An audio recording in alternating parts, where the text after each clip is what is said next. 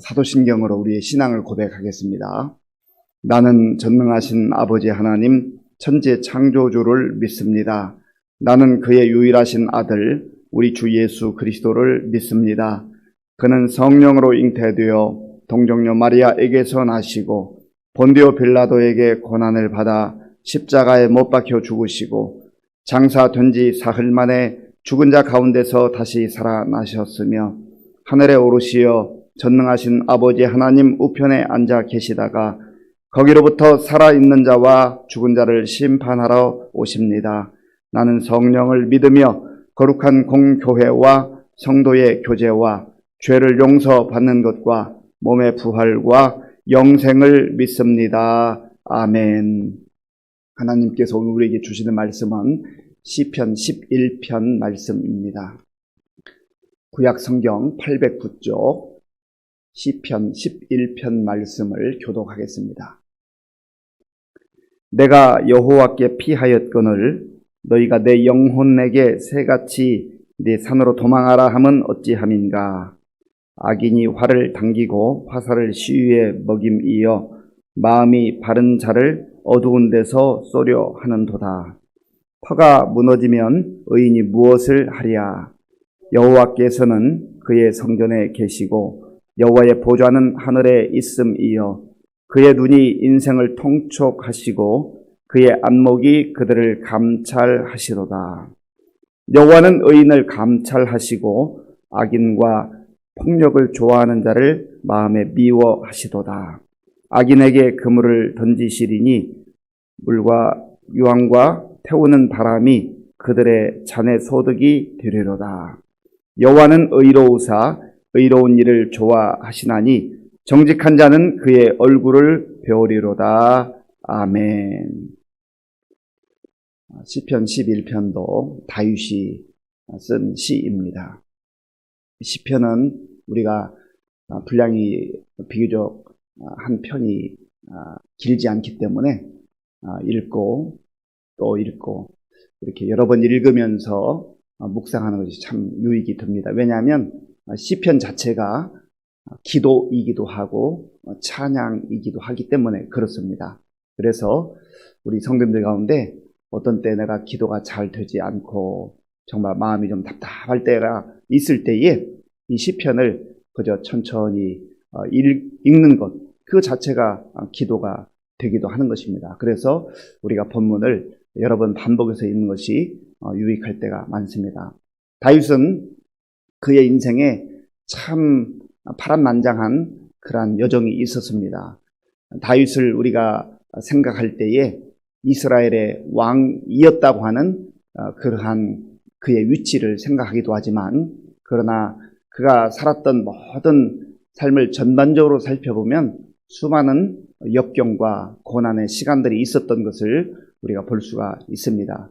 우리가 흔히 이렇게 말하잖아요. 살아있는 것 자체가 문제이다. 문제에 늘 우리는 직면하며 살아간다고 하는 것입니다. 다윗도 예외일 수가 없었습니다. 그래서 다윗은 문제에 직면할 때마다 그 인생 가운데 위기가 찾아올 때마다 참 감사하게도 그는 의지할 때가 있었습니다. 그리고 여호와 하나님을 부른 것이죠. 하나님을 부른 거예요. 그리고 하나님은 나의 피난처가 되십니다. 나는 하나님의 품에 안깁니다. 하나님께 안기기만 하면 하나님께서 나를 보호해 주십니다라고 하는 그런 확신이 있었습니다. 자, 오늘 본문 우리 1절 말씀 1절 함께 읽겠습니다. 내가 여호와께 피하였거늘 너희가 내 영혼에게 새같이 내 산으로 도망하라 함은 어찌함인가. 아멘. 내가 여호와께 피하였거늘, 이 한마디 속에 그의 신앙 고백이 다 담겨 있다고도 볼 수 있습니다. 정말 어떤 상황이었을까 우리가 상상해 볼 수 있지 않습니까? 전반적 상황 속에서 다급하고 위기가 그를 엄습할 때에 정말 다윗은 당황하기도 했지만 불안하기도 했지만 그러나 하나님께 피하는 그러한 믿음을 보여주었다고 하는 겁니다. 우리가 신앙생활을 하면서 하나님을 우리의 아버지로 섬기고 또 창조주로 섬기고 전능한 하나님이라고 고백을 하지만 우리의 진정한 신앙의 모습은요, 어찌 보면 위기 가운데서 분명하게 드러날 때가 많습니다. 평상시에는 잘 몰라요. 평상시에는 예수를 믿는 사람인지 안 믿는 사람인지 그렇게 분명하게 드러나지 않는 것 같을 때가 있어요. 그러나 정말 위기 가운데 가보면 그 사람이 신앙의 사람인가, 신앙도 정말 기초가 든든한 사람인가, 하나님을 정말로 의지하는 사람인가 라고 하는 것을 우리가 알 수가 있다고 하는 겁니다. 여호와께 피하여 끈을, 저와 여러분들은 우리 인생 가운데 위기가 찾아올 때 어디를 찾습니까? 누구를 찾습니까? 정말로 이 다윗과 같이 나도 하나님께 피합니다, 하나님께서 나의 피난처가 되십니다라고 하는 이 고백을 하고 하나님 앞에 나아가는 그 믿음의 자세가 중요하다고 하는 겁니다. 지금 다윗이 하나님께 피한다고 하는 이 고백 속에는 하나님은 나의 피난처이십니다라고 하는 이러한 분명한 확신 속에 내가 하나님께 피하기만 하면 하나님께서 나를 받아주신다.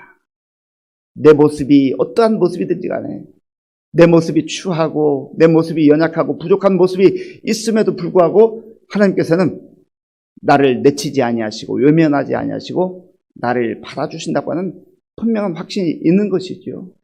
그리고 또한 확신이 있을 뿐만 아니라 이 다윗의 고백 속에는요, 내가 하나님께 피하기만 하면 하나님께서 나를 안전하게 보호해 주신다라고 하는 그런 믿음도 포함되어 있는 거예요.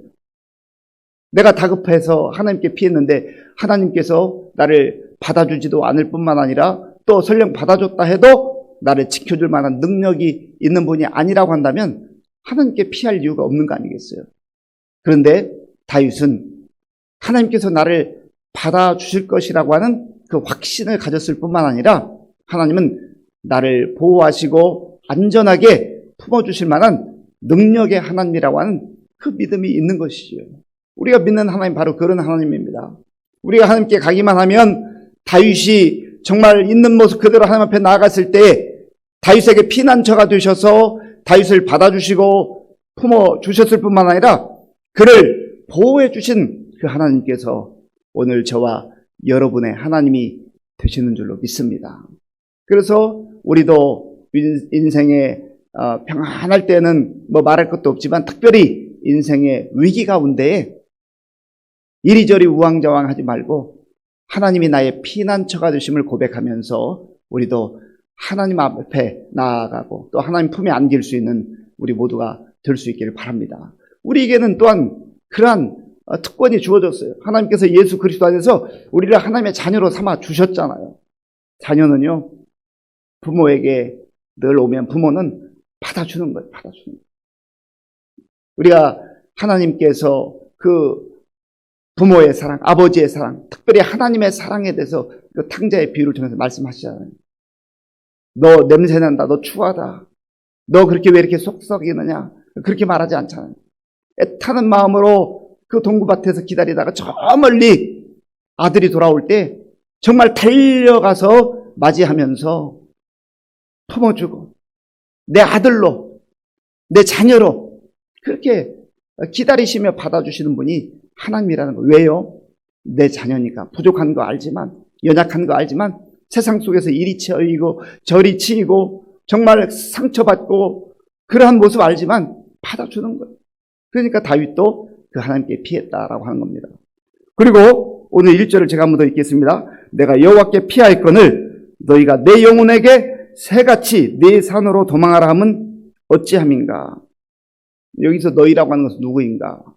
다윗 가까이에 있는 친구들이지 않았을까라고 생각하기도 하고, 어쨌든 그 주변에 있는 사람들, 그 사람들이 다윗이 다급할 때에, 위기 가운데 있을 때 그들은 산으로 도망하는 게 좋겠습니다라고 그렇게 조언을 했다는 것이죠. 좋은 마음으로 조언했을 거예요. 그렇잖아요. 뭐 친구였을 수도 있고, 또 아마도 다윗이 사울에게 쫓겼거나 아니면 혹은 그의 아들 압살롬에게 쫓겨다닐 때 일로 우리가 이 상황을 추정해 볼 때에 다윗 주변에 그래도 충신들이 있었잖아요. 그런데 그들이 말하기를 산으로 가는 것이 좋겠습니다. 왜냐하면 그 이스라엘 그 지형상 산에 가면 동굴이 많이 있다고 그래요. 동굴. 그러니까 동굴 속에 안전하게 숨을 수 있다고 생각한 것이죠. 그것이 나쁜 조언은 아니지만 얼마든지 할 수 있는 조언이지만 그러나 여기에는 사람이 생각할 수 있는 그 범위 그리고 눈에 보이는 피난처를 이 주변에 있는 사람들이 이제 안내하고 또 조언을 했다는 것이죠. 여기서 이 주변에 있는 사람들과 다윗의 보는 시선이 다른 거예요. 지금 사람들은 눈에 보이는 그 산속에 가서 동굴로 숨어 들어가면 안전할 것이라고 생각하는 것이죠. 그러나 다윗이 왜 몰랐겠어요? 다윗도 알죠. 모든 지형을 잘 아는 다윗이지만 그러나 다윗은 나는 보이는 동굴보다는 보이는 산보다는 보이지 않는 것 같지만 그 산보다 더 크신 하나님, 동굴보다 훨씬 안전한 나의 피난처 되시는 하나님께 피하겠다라고 그렇게 고백을 하고 있는 것입니다. 그래서 믿음이라는 것은요, 우리 사실 육신의 눈에는 보이는 게 아니잖아요. 믿음은 바라는 것들의 실상이요, 보이지 않는 것들의 증거라 그렇게 말씀했습니다. 그런데 놀라운 사실은 이러한 믿음으로 살아가다 보면은요, 보이지 않던 것들이 보이기 시작해요. 우리 육신의 눈으로 보이지 않던 것이 믿음의 눈으로 보이기 시작한단 말이죠. 그러면 얼마나 정말 더 확신이 오고 담대함이 오는지 몰라요. 그래서 믿음의 한 단계를 넘어가면 또 다른 단계를 넘어갈 때마다 우리의 믿음은 그만큼 견고해지는 것입니다. 이 다윗이 지금 어떠한 상황 속에서 이러한 믿음의 고백을 하고 있는가? 우리 2절 말씀 같이 읽어보겠습니다. 악인이 활을 당기고 화살을 시위에 먹임이여 마음이 바른 자를 어두운 데서 쏘려 하는도다. 아멘. 악인이 활을 당기고 화살을 시위에 먹였다. 이제 정말 곧 표적을 향하여서 화살이 자기가 표적이 됐잖아요. 그러한 다급한 상황 속에 위기 상황 가운데 다윗은 보이는 동굴보다는 보이는 산속보다는 보이지 않는 하나님, 그 산과 비교할 수 없는 동굴과 비교할 수 없는 안전한 여호와 하나님께 나는 피한다. 그렇게 고백을 하고 있는 것입니다. 4절 말씀 4절을 우리 같이 읽겠습니다. 여호와께서는 그의 성전에 계시고 여호와의 보좌는 하늘에 있음이여 그의 눈이 인생을 통촉하시고 그의 안목이 그들을 감찰하시도다. 아멘. 여호와께서는 성전에 계신다. 여기서 성전의 의미는 보이는 건물로서의 성전일 수도 있지만 더 깊은 의미는 하나님을 예배하는 곳, 하나님께 경배 드리는 곳. 그러니까 나의 발걸음이 닿는 곳마다 주의 성전이 될 수 있는 것이죠. 내가 예배하는 장소가 되면 그 장소가 성전이 되는 거예요.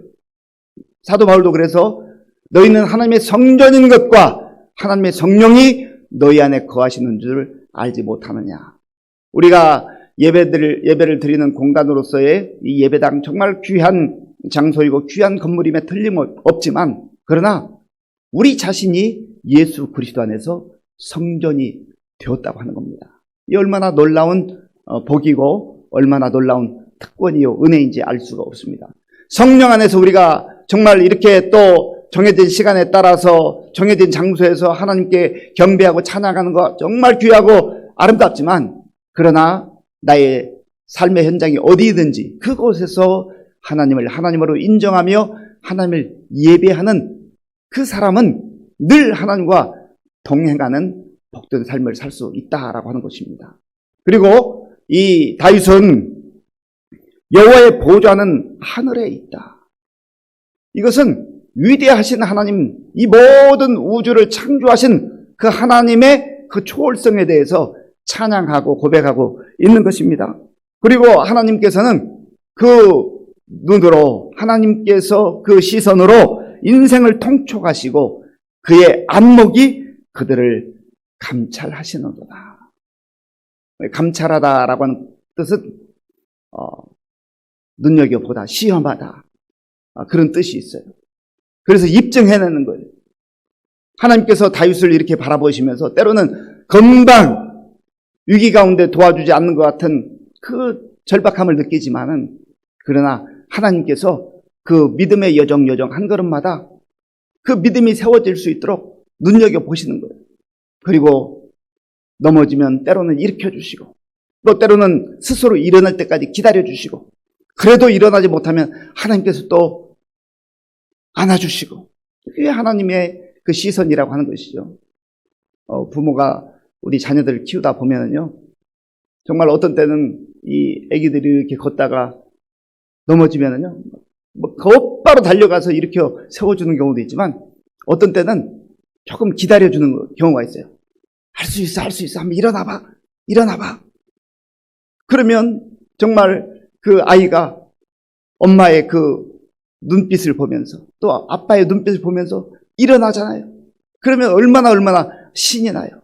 그리고 또 그 부모에게 달려와서 안기는 그 모습, 하나님께서도 때로는 우리가 넘어져 있을 때 내버려 두는 것 같은 그런 상황이지만, 그러나 한 번도 하나님의 시선은 우리에게서, 하나님의 자녀에게서 떠나신 적이 없다.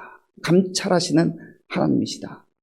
그런데 하나님께서는요, 하나님의 자녀들, 의인들만, 하나님의 백성들만 감찰하시는 것이 아니라 악인들도, 악인들의 모든 행태에 대해서도 감찰하시는 하나님이다라고 하는 겁니다. 그래서 하나님께서 지금 당장 심판하지 않는 것 같으니까 악인들은 악인들대로 하나님이 어디 계시냐고 조롱할 수 있지만, 그러나 하나님의 때가 되면 반드시 하나님이 의로운 심판장이 되셔서 그 모든 인생들에 대해서 심판하실 때가 있다라고 하는 것을 성경 우리에게 분명하게 말씀합니다.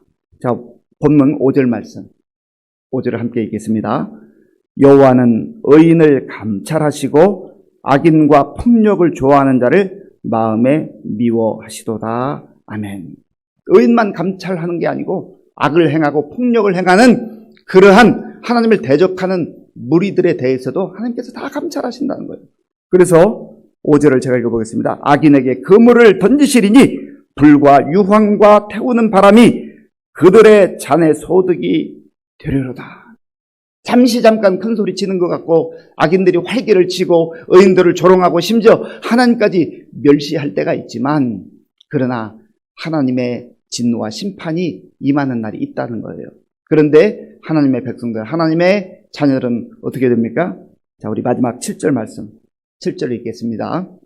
여호와는 의로우사 의로운 일을 좋아하시나니 정직한 자는 그의 얼굴을 배우리로다. 아멘. 여호와는 의로우사 의로운 일을 좋아하시나니, 의인을 좋아하신다는 거예요. 정직한 자, 하나님 앞에서 진실되게 정직하게 순종하며 살아가는 그 주의 백성들을 기뻐하시고 좋아하시고, 또 특별히 정직한 자가 하나님을 볼 수 있다. 하나님의 얼굴을 배울 수 있다. 얼마나 영광스러운 일입니까? 사랑하는 성도 여러분, 다윗이 그의 인생을 살아가면서 수많은 문제를 직면했습니다. 다윗은 힘들고 어려울 때마다 좌절하지 않고 주저앉지 않고 하나님을 부르며 하나님을 피난처로 삼아 하나님의 품에 안겼어요. 하나님께 나아갔어요. 오늘 저와 여러분들도 우리 눈앞에 펼쳐진 수많은 위기 속에서 주저앉거나 또 좌절하지 말고 일어나서 하나님 품에 안기기만 하면 하나님이 나의 피난처가 되시고, 내가 또 하나님의 그 품에 안기기만 하면 하나님께서 나를 보호해 주시는 전능하신 하나님이라고 하는 그 고백을 가지고 나아갈 때 하나님께서는 우리를 받아주시고 세상의 유혹으로부터, 원수들의 그 공격으로부터 우리를 안전하게 보호해 주실 줄로 믿습니다. 그리고 하나님께서는 정말 이 다윗이 눈에 보이는 산, 눈에 보이는 그 불, 눈에 보이는 것 바라보지 않고 눈에 보이지 않는 그 하나님을 믿음의 시선을 향하여 바라보고 나아갈 때 하나님께서 그를 받아주실 뿐만 아니라 그의 모든 일거수일투족을 눈여겨보고 통찰하시고 감찰하신다는 거예요. 하나님의 시선이 오늘 저와 여러분의 발걸음에 있음을 알고 그 하나님과 더불어서 동행하는 복된 날이 되기를 간절히 바랍니다. 그리고 오늘 우리의 발걸음이 닿는 곳마다 정말 그곳이 마치 성전인 것처럼 있는 곳에서 하나님을 예배하며 하나님을 경배하며 하나님의 사람들로 당당하게 담대하게 살아갈 수 있는 저와 여러분들이 될 수 있기를 간절히 바랍니다. 기도하겠습니다. 아버지 하나님, 감사합니다. 하나님께서 우리를 자녀 삼아주시고 정말 이 땅을 살면서 어떠한 상황 속에서도 하나님을 아바 아버지라 부르며 하나님의 품에 안길 수 있는 그러한 은혜를 주신 것을 감사합니다. 아버지 하나님, 다윗이 위기 때에 하나님을 피난처로 삼아 나아갔던 것처럼 오늘도 우리가 다윗처럼 하나님을 피난처로 삼아 하나님 품에 안기며 하나님의 은혜 가운데 보호하심 가운데 살아가는 복된 날 되게 하여 주시옵소서. 예수님의 이름으로 기도하옵나이다. 아멘. 주기도문으로 예배를 마치겠습니다. 하늘에 계신 우리 아버지, 아버지의 이름을 거룩하게 하시며 아버지의 나라가 오게 하시며 아버지의 뜻이 하늘에서와 같이 땅에서도 이루어지게 하소서. 오늘 우리에게 일용할 양식을 주시고 우리가 우리에게 잘못한 사람을 용서하여 준 것과 같이 우리 죄를 용서하여 주시고 우리를 시험에 빠지지 않게 하시고 악에서 구하소서. 나라와 권능과 영광이 영원히 아버지의 것입니다. 아멘. 오늘 우리에게 주신 말씀을 생각하며 기도할 때 하나님 정말 우리의 믿음이 우리의 신앙이 이론에 그치지 않게 하시고 나의 실생활 속에서 정말 하나님을 피난처 삼아서 하나님 품에 안겨서 정말 담대하게 하나님의 은혜 가운데 살아가는 우리 모두가 될 수 있도록 기도하시고요. 또 특별히 우리의 삶의 현장이 지금 예배당에 함께 모일 수 있는 상황이 되지 않지만 우리가 하나님의 성전된 것과 성령 하나님께서 우리 안에 거하심을 기억하면서 곳곳에 예배하는 곳마다 우리의 발걸음이 나아가는 곳마다 주의 영광이 나타나도록 기도하시고요. 또 나라와 민족을 위해서 코로나19 극복을 위해서 무더위 가운데서 우리 교회와 성도님들 또 우리 가정과 자녀들 지켜주시도록 기도해 주시고요. 특별히 우리 많은 어르신들 지금 힘든 시간들을 보내고 있습니다. 안전하게 영육간에 강건하게 붙들어 주시도록 위해서 기도해 주시고 오늘 오전 8시에 우리 한수민 자매 수술이 예정되어 있습니다. 위해서 기도해 주시고 이외에도 우리 이유경 성도님을 비롯한 많은 환우들을 위해서 정말 마음을 다해서 기도해 주시기 바랍니다. 어제부터 직동공원 근처에 있는 더샵 아파트 이제 입주가 시작됐는데 우리의 이웃을 정말 그리스도의 사랑으로 우리가 또 환영하고 전도를 위해서 기도할 수 있도록 여러분들 힘써 주시고요. 또 세계 곳곳에 나가 복음을 증거한 선교사님들 하나님께서 붙들어 주시도록 기도하겠습니다. 아버지 하나님 감사합니다. 하나님께서 은혜를 베풀어 주셔서 오늘 우리에게 복된 날을 주시고 또 하나님의 성호를 찬양하며 우리의 마음을 다하여 경배함으로 하루를 시작하게 하시니 감사합니다. 아버지 하나님, 다윗은 그의 삶 속에서 하나님 위기가 찾아올 때마다 하나님을 향하여 나아가고 하나님이 피난처가 되심을 고백하며 확신하며 하나님 품에 안긴 것을 아버지 오늘 말씀을 통해서 보았습니다. 아버지 하나님, 우리도 하나님의 자녀로 하나님의 자녀로 살아갈 때 예상치 못한 수많은 위기가 찾아오기도 하고 많은 문제들이 우리에게 아버지 엄습하기도 하고 하나님, 우리도 정말 홀로 아버지 이러한 상황이 아니고 우리의 피난처가 되신 아버지 하나님께 나아가게 하시고 내 안에서 하나님의 사랑과 은혜와 보호하심 가운데 살아가는 우리 모두가 될 수 있도록 주님 도와주시옵소서. 하나님 아버지여, 사람들은 눈에 보이는 것, 내 손에 붙잡을 수 있는 것, 아버지 그것을 의지하고 또 아버지 그것을 향하여 나아가지만 그러나 다윗이 눈에 보이지 않는 하나님 아버지여, 정말 믿음을 가지고 나아갔던 것처럼 우리도 오늘 우리의 삶 속에서 믿음을 가지고 주님의 품에 안기며 믿음의 삶을 살아갈 수 있도록 도와주시기를 간절히 바랍니다.